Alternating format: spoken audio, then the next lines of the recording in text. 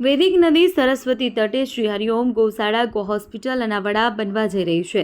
તેના લાભાર્થી શ્રીમદ ભાગવત કથા સપ્તાહ વક્તા પૂજ્ય રમેશભાઈ ઓઝાના મુખારવિંદે 7 દિવસ ભાગવત સપ્તાહની અંદર અનેક બાજુબાજુના ગામો અને અનેક શહેરોમાંથી ગોભક્તો તેની સાથે ભાગવત સપ્તાહનું રસપાન કરવા માટે મોટી સંખ્યામાં ભક્તગણ જોવા મળ્યા. સંપૂર્ણ મહોત્સવમાં મુખ્ય મનોરથથી ગોભક્ત શ્રી ચેતનભાઈ રામશંકર વ્યાસ ચંદ્રુમાણા, ગોભક્ત રાજેન્દ્રસિંહજી, ગોભક્ત શ્રી નરેન્દ્રસિંહજી ગામ કિલાણા. પરમ પવિત્ર સરસ્વતી નદીના કાંઠે વર્ષ 2013માં બહુચરાજી મુકામેથી લાવેલ સર્વપ્રથમ ઘાલ ગોમાતાની પધરામણીથી ગોસેવાનો પ્રારંભ થયો. વેદ લક્ષણા ગોવંશની સેવાનો સ્થાન એટલે શ્રી હરિઓમ ગૌશાળા ગો હોસ્પિટલ કે જેના દ્વારા વર્તમાનમાં 3 એમ્બ્યુલન્સના માધ્યમથી 150 થી 200 કિલોમીટર સુધીના ક્ષેત્રમાં બીમાર અશોક અકસ્માતથી પીડિત ઘાલ ગોવંશને લાવી પૂજ્યભાવથી 24 કલાક સારવાર સેવા કરવામાં આવે છે.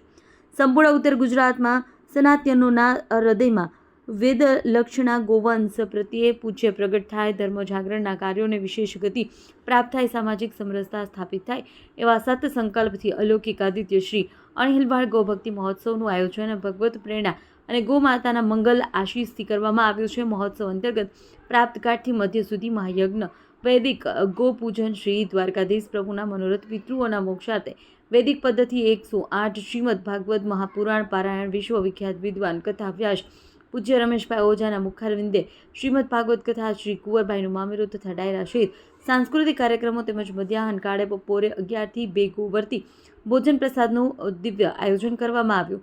સાક્ષાત ધર્મના સ્વરૂપ જગતગુરુ શંકરાચાર્ય પરમ પૂજ્ય સ્વામી શ્રી નીચલાનંદ સરસ્વતીજી મહારાજ, શ્રી ગોવર્ધન મઠ જગન્નાથપુરી પરમશ્રેય ગો ઋષિ સ્વામી શ્રી દત્ત શરણાનંદજી મહારાજ પથમેડા સહિત ભારતભરના સંતો મહંત પુરુષોની ઉપસ્થિતિમાં શ્રીમદ ભાગવત સપ્તાહનો લાભ લીધો. પાટણની ધરતીને ધન્ય કરશે ગુજરાતની ધરા પર આ મહોત્સવનો ભૂતોનો ભવિષ્યથી થઈ ગયો છે. શ્રી સુરભી મહાયજ્ઞમાં વાપર યુગમાં ભગવાન શ્રી કૃષ્ણ દ્વારા ઉદ્ભાષિત યજ્ઞના યજમાન ગોભક્ત શ્રી જીગરભાઈ ડાયાભાઈ પટેલ, અશોકભાઈ, દીપકબેન, જીગરભાઈ પટેલ ગામ માદપુર. બીજા મનોરથી ગોભક્તો રીનાબેન કીર્તિકુમાર જોશી, ગોવત્સ ધ્રુવ ગામ કંબોઈ. સુરભી યજ્ઞશાળાની અંદર 7 દિવસ યજ્ઞની અંદર આહુતિ આપી યજ્ઞ મંડળનું વાતાવરણ શુદ્ધ બન્યું હતું. ત્યારે યજ્ઞ યજમાન જીગરભાઈ દ્વારા સોનાની વીંટીઓ નંગ 2 આહુતિ આપવામાં આવી. ખરેખર વાસમાંથી બનેલી યજ્ઞશાળા જે સુરભી યજ્ઞના ફરતે ખુલ્લા પગે આપ જો ફેરા લગાવો તો જરૂરી આપની અંદર અલૌકિક દિવ્ય શક્તિનું પ્રદાન થાય છે. પથમેળાથી સુરભી ગાયના સાનિધ્યમાં શ્રીમદ ભાગવત સપ્તાહ જ્ઞાન યજ્ઞનું ભવ્ય આયોજન થયું. ત્યારે શનિવાર રાત્રે સુપ્રસિદ્ધ કલાકાર એવા રાજપા ગઢવી, કીર્તિદાન ગઢવી, રાજદાન ગઢવી, બિંદુ રામાનુજ સમગ્ર કલાકારો દ્વારા 100 ગૌભક્તોને ભાતીગળ લોકગીતોની સાથે મંત્રમુગ્ધ કર્યા. સમગ્ર કાર્યક્રમ સ્ટેજ ઉપર ધનકુબેરનો વરસાદ થયો. ત્યારે ગાયો માટે હોસ્પિટલનું દાન રામ ભરોસે 1 કરોડ 1 ભક્ત દ્વારા જાહેર કરવામાં આવ્યું. તેવા તો અનેક ભક્તો દ્વારા ગાયોની સેવા માટે અનેક દાન અર્પણ કરવામાં આવ્યા. મિનરલ પાણી, ભોજન પ્રસાદના દાતા, તેની સાથે અનેક ગામોના સેવક ભાઈઓ દ્વારા સુંદર વ્યવસ્થા ગોઠવવામાં આવી. ત્યારે અન્નપૂર્ણા ભોજન કક્ષમાં એકસાથે 1 લાખથી વધારે ભક્તો ભોજન લઈ શકે તેવી વ્યવસ્થા ભોજન શાળાથી કરવામાં આવી હતી. દિવ્ય અલૌકિક ગોભક્તિ મહોત્સવ નિહાળવા માટે યુટ્યુબ ચેનલ પર પ્રસારિત કરવામાં આવ્યું. ત્યારે ઓનલાઈન હજારો લાખો ભક્તોએ નિહાળી. પવિત્ર પાટણની ધરતી ઉપર ગો સેવાનું મોટામાં મોટું કેન્દ્ર બનવા જઈ રહ્યું છે. 7 દિવસથી શ્રીમદ ભાગવત સપ્તાહની અંદર હજારો ભક્તો દ્વારા કથા શ્રવણની સાથોસાથ સુરભી યજ્ઞ શાળાની પ્રદક્ષિણા અને લોક ડાયરાનું આયોજન સમગ્ર હરિઓમ ગૌશાળા અને મલ્ટી સ્પેશિયાલિસ્ટ ગો હોસ્પિટલ બનાવવા માટે સુરભી યજ્ઞશાળાની અંદર યજમાન જીગરભાઈ પટેલ દ્વારા જણાવવામાં આવ્યું હતું કે 7 દિવસ સતત સુરભી યજ્ઞમાં આહુતિ આપવાથી સમગ્ર વાતાવરણ શુદ્ધ બન્યું છે. ગોમાતાની હાજરીમાં યજ્ઞ થવાથી 33 કોટી દેવતાઓની હાજરીઓનો સાક્ષાત અનુભવ થયો. ભૂદેવોના મંત્રોચ્ચારથી યજ્ઞમાં બેઠેલા યજમાનો પણ ભક્તિમય બન્યા. 7 દિવસ શ્રીમદ ભાગવત સપ્તાહ યજ્ઞનું આયોજન થવાથી સમગ્ર પાટણ શહેરની સાથે હરિઓમ ગૌશાળા સરસ્વતી નદીના કાંઠે સુરભી યજ્ઞ થવાથી અને અલૌકિક દિવ્ય ભગવાનના દર્શનને અનુભૂતિ થવા પામી. જગતમાં પ્રથમ વખત એવા શ્રી રોટલિયા હનુમાન મંદિરે લોકગાયક કીર્તિદાન ગઢવી દ્વારા રાત્રિના સમયે દર્શનનો લાભો લીધો. કીર્તિદાન ગઢવીને મંદિરના આયોજક સ્નેહલભાઈ પટેલ દ્વારા સમગ્ર માહિતી પ્રદાન કરી. જગતમાં પ્રથમ એવા શ્રી રોટલિયા હનુમાન દાદા પણ એક અબોલ જીવો માટેનું ઉત્તમ ઉદાહરણ પૂરું પાડ્યું છે. અહીંયા મંદિરે રોટલા રોટલી તુલા વિરત ચાલુ હોય છે. નજીકના ટાઈમમાં આસ્થા ભક્તિ સભર અને જગતમાં ક્યાંય ન જોયું હોય એવું મંદિર પાટણ શહેરમાં આવે છે.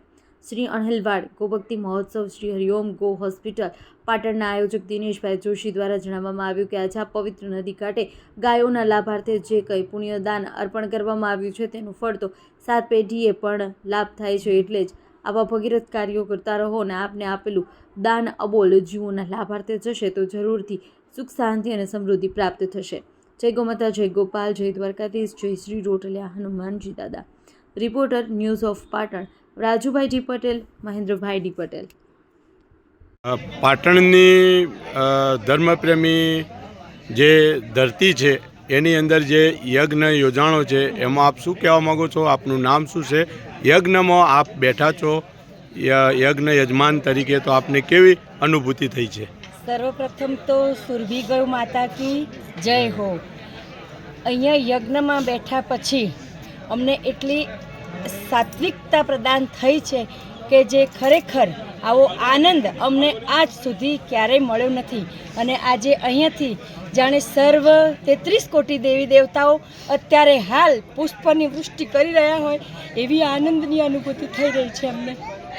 ધન્ય છે ચેતનભાઈ, ધન્ય છે નગાભાઈ અને ધન્ય છે આ બધા યજમાનો અને ધન્ય છે આ ગૌશાળાના ધર્મપ્રેમી જે લોકોએ સેવા ખરા રૂપમાં આપી છે એ બધા ધન્ય છે. અને સાથે સાથે અમે પણ ધન્ય થઈ ગયા. બસ હું બીજું કંઈ આગળ કહેવા માગતી નથી. જે ગૌશાળામાં જોડાશે અને ગૌની સેવા જે કરશે ગૌ માતાની, એનું ખરેખર જીવન બદલાઈ જાય છે. એ આજે અમને આ 7 દિવસની અંદર જાણવા મળ્યું. આપનો સંદેશો એવો છે કે દરેકે એક ગૌ રાખવી જોઈએ અને એની સેવા કરવી જોઈએ. હા, દરેક ઘેર ગૌ અત્યારે રાખી શકે એમ છે નહીં, પણ તેમ છતાં જે બી ગાયો રાખે છે એને ખરેખર હું એક સંદેશો કહેવા માંગુ છું કે આપની ચેનલના માધ્યમથી કે જે બી ગાયો રાખે છે તેને ગાયને દોઈ અને પછી એ દૂધ લઈ લે છે, પછી એને રસ્તે રઝળતી કરી દે છે, પછી જ્યારે કરડી થાય છે એને પણ રસ્તે રઝળતી કરી દે છે, એના ગૌ વંશો થાય છે એને પણ એ રસ્તે રઝળતા કરી દે છે, યા તો પછી ખાટકીઓ એમને લઈ જાય છે, એનો દુરુપયોગ કરી અને લોકો એમના કોળિયા કરી જાય છે. એ માટે આપણે ખરેખર સનાતન ધર્મી છીએ અને સનાતનના આપણે કટ્ટર બનવું જોઈએ સનાતન ધર્મ માટે કે આવી રીતે ગાયોને દોઈને દુરુપયોગ ન કરવો જોઈએ. અને એના ગૌવંશોને તમે પાળી ના શકો તો આવી કેટલી સંસ્થાઓ છે ત્યાં એમને આપો તો એમનું પોષણ થશે. બસ એટલું જ હું કહેવા માગું છું. આજે પાટણની જે નગરી છે કે જેને અણહિલવાડ નગરી તરીકે ઓળખવામાં આવે છે, ત્યાં હરિઓમ ગૌશાળાની અંદર શ્રીમદ ભાગવત સપ્તાહનું આયોજન થયું છે 7 દિવસનું. એની અંદર સુરભી યજ્ઞ યોજાણો છે કે જ્યાં સુરભી યજ્ઞની અંદર યજમાનશ્રીઓ દ્વારા યજમાન પદે બેસી અને બ્રાહ્મણો દ્વારા મંત્રોચ્ચાર અને આહુતિ આપીને સમગ્ર પાટણ શહેરનું વાતાવરણ ત્યાં જ્યાં શુદ્ધ થઈ ગયું છે. અને એની સાથે અનેક ભક્તોએ કે જ્યાં ભાગવત સપ્તાહના જે કહેવાય રમેશભાઈ ઓઝા ભાઈશ્રીએ 7 દિવસ ભાગવત સપ્તાહ શ્રવણ કરાવી છે. અને એની અંદર અનેક ભક્તો અનેક ગામોથી દર્શન માટે ભાગવતની સાંભળવા માટે અહીંયા આવ્યા છે. અને બહુ જ પાટણની કે જેને કહેવાય તો પવિત્ર ધરતીની અંદર આનંદ અનુભવ્યો છે અને શુદ્ધ વાતાવરણ બન્યું છે. તો Rajubhai Patel, news of Patan, cameraman Nima Patel. આજે પાટણની જે નગરી છે કે જેને અણહિલવાડ નગરી તરીકે ઓળખવામાં આવે છે, ત્યાં હરિઓમ ગૌશાળાની અંદર શ્રીમદ ભાગવત સપ્તાહનું આયોજન થયું છે 7 દિવસનું. એની અંદર સુરભી યજ્ઞ યોજાણો છે કે જ્યાં સુરભી યજ્ઞની અંદર યજમાનશ્રીઓ દ્વારા યજમાન પદે બેસી અને બ્રાહ્મણો દ્વારા મંત્રોચ્ચાર અને આહુતિ આપીને સમગ્ર પાટણ શહેરનું વાતાવરણ ત્યાં જ્યાં શુદ્ધ થઈ ગયું છે. અને એની સાથે અનેક ભક્તોએ કે જ્યાં ભાગવત સપ્તાહના જે કહેવાય રમેશભાઈ ઓઝા ભાઈશ્રીએ 7 દિવસ ભાગવત સપ્તાહ શ્રવણ કરાવી છે અને એની અંદર અનેક ભક્તો અનેક ગામોથી દર્શન માટે ભાગવતની સાંભળવા માટે અહીંયા આવ્યા છે અને બહુ જ પાટણની કે જેને કહેવાય કે પવિત્ર ધરતીની અંદર આનંદ અનુભવ્યો છે અને શુદ્ધ વાતાવરણ બન્યું છે. તો Rajubhai Patel, news of Patan, cameraman Nima Patel. Anhilwad પાટણની અંદર કે જ્યાં યજ્ઞ થઈ રહ્યો છે એમાં આપ શું કહેવા માગો છો મહારાજશ્રી? જય ગૌ માતા, જય ગોપાલ. આ પાટણની અણહિલવાડ હરિઓમ ગૌશાળામાં 1 તારીખથી લગાવી 7 તારીખ સુધી સુરભી યજ્ઞ થયો અને શ્રી રમેશભાઈ ઓઝાજીની શ્રીમદ ભાગવત જ્ઞાન યજ્ઞ થયો અને નિત્ય 125 જેવા બ્રાહ્મણોએ શ્રીમદ ભાગવતનું પારાયણ કર્યું. દરેક યજમાનોના પિતૃઓના કલ્યાણાર્થે નિત્ય અહીંયા 165થી વધારે ગૌ માતાનું સવાર સાંજ પૂજન, આરતી ઇત્યાદિ થયું અને સોમવારથી આરંભ કરી આજે રવિવાર પર્યંત 45 બ્રાહ્મણો યજ્ઞશાળામાં બેસી 9 કુંડીએ યજ્ઞશાળા બનેલી, જુદા જુદા આકૃતિવાળા કુંડો, એમાં બેસી લગભગ 17,52,000થી વધારે આહુતિઓ આપી. એમાં ગૌ માતાનું શુદ્ધ ઘી ઓછામાં ઓછું 500 કિલો ગૌ માતાનું શુદ્ધ ઘીથી હવન થયો, જેના કારણે વાતાવરણની અંદર જે જ્વાળામુખી ફાટેલો છે અને જે બેક્ટેરિયા ફેલાય છે એ નષ્ટ થાય.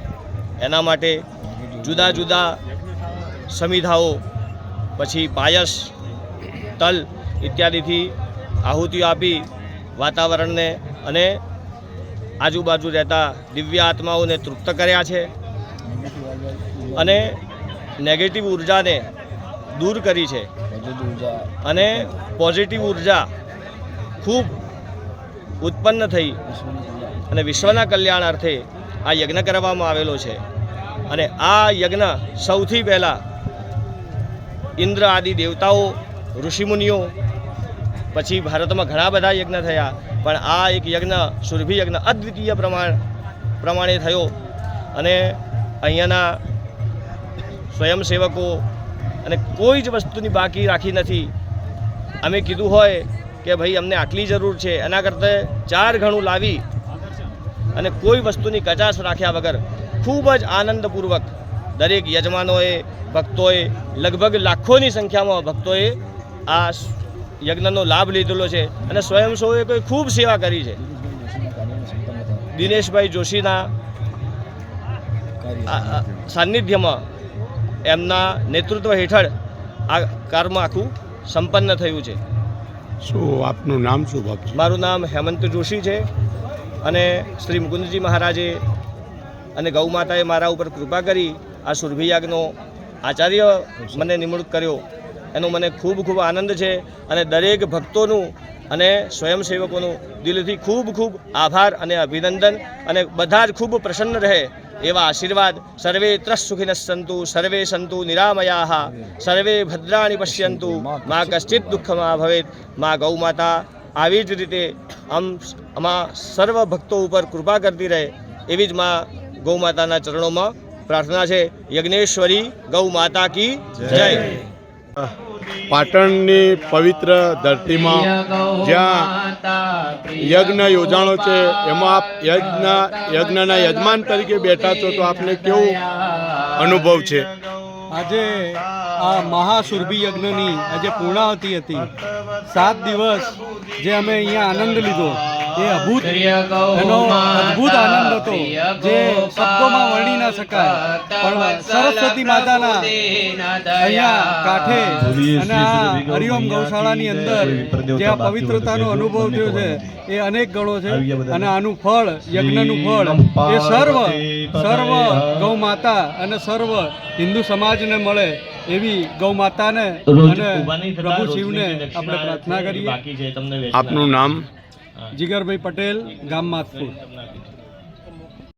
પાટણ શહેરની અંદર હરિઓમ ગૌશાળાએ જે યજ્ઞ યોજાણો છે એની અંદર આપ યજમાન પદે બેઠા છો અને કથા શ્રવણ કર્યું છે, તો આપ શું કહેવા માગો છો? આપનું નામ શું છે? મારું નામ છાયાબેન રાવલ છે. મને કથામાંથી એક જ્ઞાન મળ્યું કે રમેશભાઈ ઓઝા એવું કહે છે કે તમે બસ દરેકનું દરેકને માન સન્માન આપો, દયા રાખો અને પર્યાવરણને સાચવો.